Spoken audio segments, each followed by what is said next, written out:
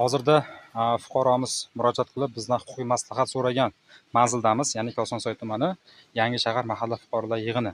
Hozirda fuqaromiz bizga iddao qilishicha, hozirgi vaziyatda o'zining qizi bo'lgan fuqaroni unga nisbatan olinish kerak bo'lgan himoya order masalasi bo'yicha ikkinchisi katta farzandi sobiq turmush o'rtog'ida qolib ketgan, undan tashqari ko'ch masalasi hamda o'zining shaxsiy hamda farzandlarining hujjat masalalarini olib berish masalasi bo'yicha hozir shu yerga kelib, hozir holat bo'yicha o'rganyapmiz.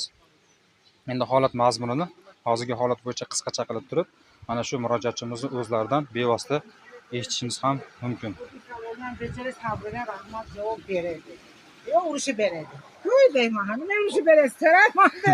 Oya, to'g'ridan to'g'ri mana hozirda video syomka qilyapman. Agar qarshi bo'lmasangiz, agar yo'q, men qarshiman deydigan bo'lsangiz, unda mayli.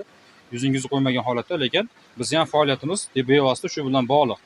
Chunki yaqinda bizning axborot agentligi sifatida ro'yxatga o'tadi hamda shu masalani biz video joylab turib, video tariqasida o'rganish boshlaymiz. Agar xo'p desangiz, hozirgi bizga qilayotgan murojaatingizni video ko'rinishda og'zaki ravishda aytib bersangiz, qaysi holatga borib turib qanaqa jarayon bo'lgan va hozirgi holatda qanaqa jarayonga kelib to'xtadik. Bizga nisbatan fikrlaringiz qanaqa? Salbiy, ijobiy yoki bo'lmasam mahalla idoralarida xodimlarga nisbatan qanaqa salbiy, ijobiy, ana shu holatlar bo'yicha bevosita to'g'ridan to'g'ri agar aytadigan bo'lsangiz, bevosita xursand bo'lardik. Nima deysiz? Avvalambor menga kirib kelganingiz rahmat.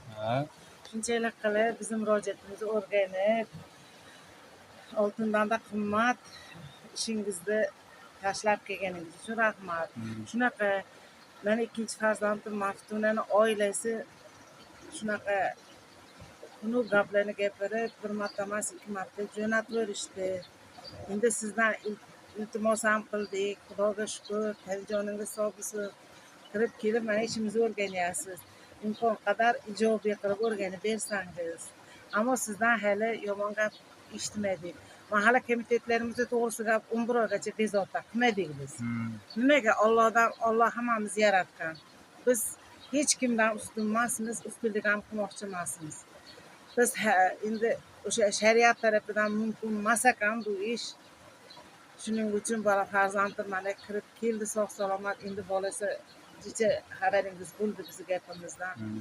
Ozgina nogiron olib kelib, shu yerda chiroyli qarashni yetdimiz.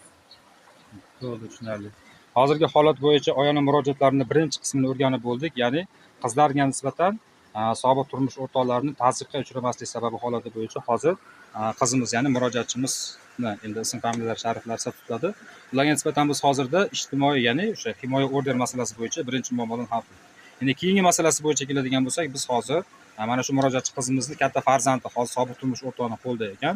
Mana shuni olib berish vazifasi bo'yicha hozir biz mahallamizni bevosita raisi, ya'ni Jamolxon aka bilan hozirda hamkorlik ish olib boryapmiz. Hozir xudo xolisa sizlar bilan keyingi jarayonlarda biz keyingi mahalla faollarini ishtirokida sizlar bilan sobiq turmush o'rtoqlarining yashash xonadoniga borib, u yerda o'zaro mediatsiya holatini, ya'ni o'zaro kelishuv holatlarini sizlarga yoritib boramiz.